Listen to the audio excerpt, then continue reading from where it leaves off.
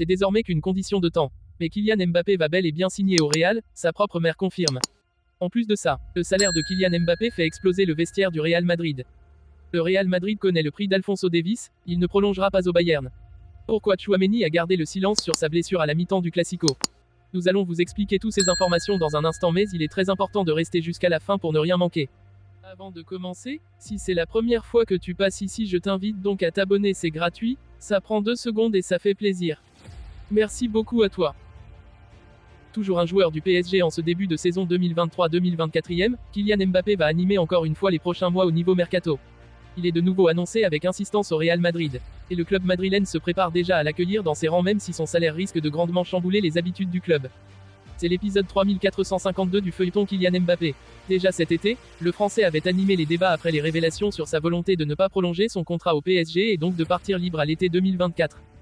Forcément, quand on évoque son avenir, un seul club revient avec insistance, le Real Madrid qui rêve toujours de se l'offrir malgré les nombreux rendez-vous manqués entre les deux camps. Et le club espagnol, depuis le départ de Karim Benzema, a besoin de sa star sur le front de l'attaque. Depuis quelques jours, la presse ibérique évoque de nouveau le dossier Kylian Mbappé. Le Français reste la priorité du club l'été prochain, surtout s'il part libre du PSG. Et même si le PSG semble avoir conclu un pacte avec KM7 pour encaisser l'argent de sa prime à la signature, les merengues se frottent les mains et préparent surtout son arrivée. El Chiringuito révélait d'ailleurs dans ce sens que l'attaquant des Bleus allait toucher 35 millions d'euros net au Real Madrid. Un salaire assez faible, comparé à ce qu'il touche actuellement au PSG, 56 millions net. Et ce chiffre vient d'être confirmé par le quotidien AS qui apporte quelques révélations croustillantes. 3 fois plus que Vinicius Junior.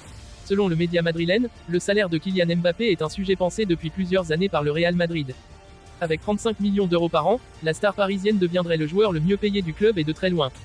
Il gagnerait ainsi 3 fois plus que les 2 autres joueurs les mieux payés, à savoir David Alaba, 10,8, et Toni Kroos, 10,7. Un écart que n'a pas l'habitude d'offrir le Real Madrid, réputé pour être intransigeant sur le plan financier et qui devrait perturber le vestiaire, selon AS. Pour rappel, Vinicius Junior, élément important de l'équipe, ne touchait que 1,5 million par an jusqu'à sa récente prolongation. Il est désormais à 10 millions. Mais le Real Madrid peut se permettre cette folie puisque depuis des années, il se sépare des plus gros joueurs pour équilibrer la masse salariale. Dans ce sens, Eden Hazard, Gareth Bale, Karim Benzema ou encore Sergio Ramos ont quitté le club. Les chances du Real Madrid de recruter Alphonso Davies, star du Bayern Munich, en 2024 continuent de s'améliorer. Les Blancos envisagent de recruter un nouveau latéral gauche dans les mois à venir, et Davies, 23 ans, est dans leur collimateur en vue d'une éventuelle offre l'été prochain. Selon des informations récentes émanant de plusieurs médias espagnols, le Real Madrid est persuadé de pouvoir s'offrir le recrutement de Davies en 2024, son contrat avec le Bayern expirant en 2025.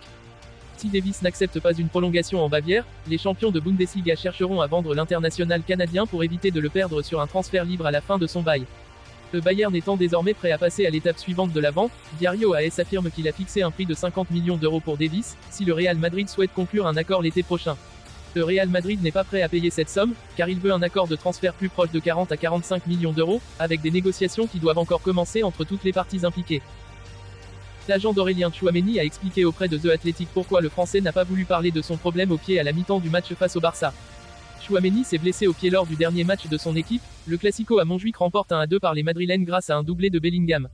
Le Français s'est fracturé l'un des orteils de son pied gauche, ce qui le maintiendra écarté des terrains pendant près de 2 mois. Après coup, le milieu de terrain avait d'abord reconnu sur ses réseaux sociaux qu'il s'était blessé à la fin de la première mi-temps, sauf qu'il n'a rien dit à son coach à la pause et il est réapparu sur la pelouse pour disputer la deuxième mi-temps dans son intégralité sans que personne ne soit au courant du problème.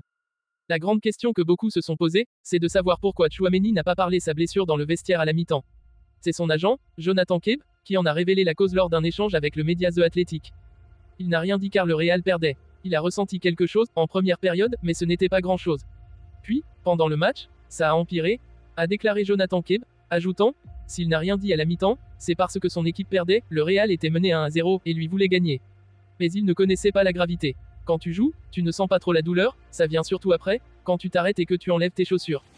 L'agent de Tchouaméni, comme le joueur lui-même l'a fait sur ses réseaux sociaux au lendemain du match, a en tout cas une nouvelle fait savoir que Gavi n'avait rien à voir avec cette blessure, chose qui avait été avancée par certains médias espagnols.